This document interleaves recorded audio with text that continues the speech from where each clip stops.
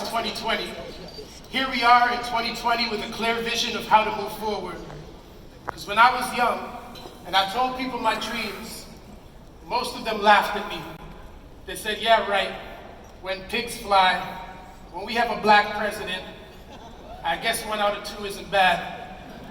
When I was coming up, I didn't have a whole lot of role models to show me the way. When I was coming up, I had a few more role models than Dwayne. To show me the way, stubbed my toe a few less times than him on the roads and paved, reaching for higher feats on dilapidated streets that were anything but concrete, a foundation that proved to be obsolete and fleeting, one that never kept me grounded, rather uprooted from my truth. So dream big dreams. There's far too much competition for the small ones.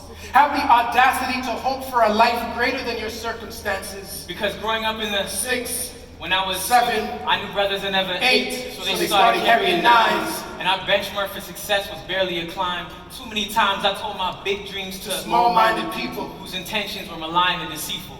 Pigs still don't fly, but at least we've had a black president. I mean, ain't I lucky for a black boy to have an abundance of fatherly figures, to be able to peer so far into my past that I can see my future emerging. Generations of change, foundations be made, no longer have to slip in mud when I can put my best foot forward in new J's on days where dreams have been chased, pursued, lost track of, achieved, high-strung on the power of belief and the audacity to hope for improvement, a stepping stone for better movement. Like the rose that grew from concrete, I too had the audacity to bloom, even though my environment was built to be my tomb. If they knew I was a seed, they wouldn't have tried to bury me. Because knowledge of self is like a garden. If it is not cultivated, you cannot reap a harvest. It is something to unpack together.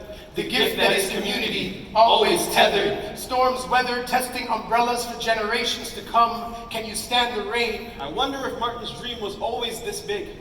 If this is why everyone saw the king in him. If he first saw royalty in all of God's children created equally, easily, understanding that growth isn't too demanding. I'm standing right now on the shoulders of giants with the strength of 10,000 ancestors in my backbone, and I couldn't fail if I wanted to. I'm not going to fall like expected to when faced with the madness of adversity. I've made down payments. Personally, I still have my dues to pay. Because I see visions of MLK staring at me, so no more frustration and patience of getting antsy. Dreams that once hung from the ceilings of my mind are a little easier to manifest. Zooming down this lane set out for me with a heavy baton for someone else to carry, and you grip on the handle, often forgetting that I am the one that I'm waiting for. Because my ancestors didn't live for my story to be written in a prison pen facing 25 to death.